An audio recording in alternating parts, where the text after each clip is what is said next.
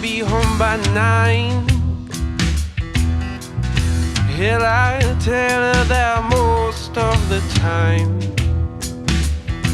Whoa, baby, don't know, won't hurt her too much. Whoa, I'll tell her where, but I won't say what. Oh, now I'm dancing, oh, I'm dancing. I'm dancing with the devil.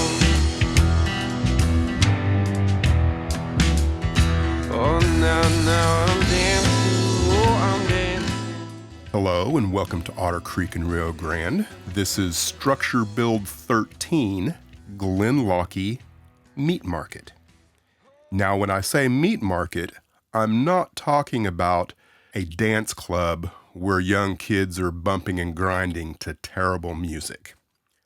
I'm talking about the kind of market that existed at the turn of the last century, late 1800s, early 1900s, where someone could go into a store and find large quantities of salted meat hanging, and you could purchase just glorious cuts of beef. The photographic evidence of the prototype that I have clearly indicate that there were two distinct different buildings in give or take the same time frame.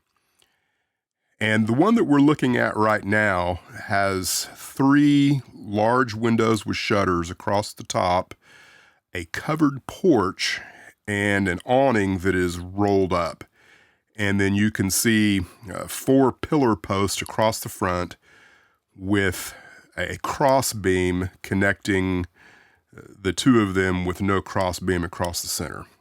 You can see what I'm talking about. The other picture that I have shows the building at an earlier date than the first picture. And, I'm not 100% sure if the building is under construction, if possibly the building next to it had suffered a fire, or just exactly what's going on.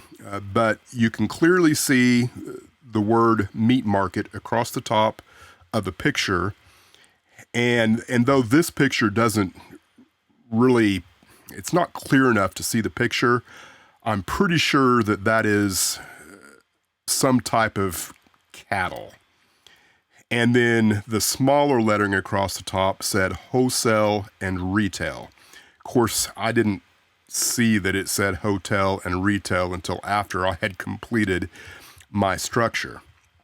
So I liked the proportions of this building better. It's a little narrower, the other one, which worked to help me compress Blackhawk Street in general.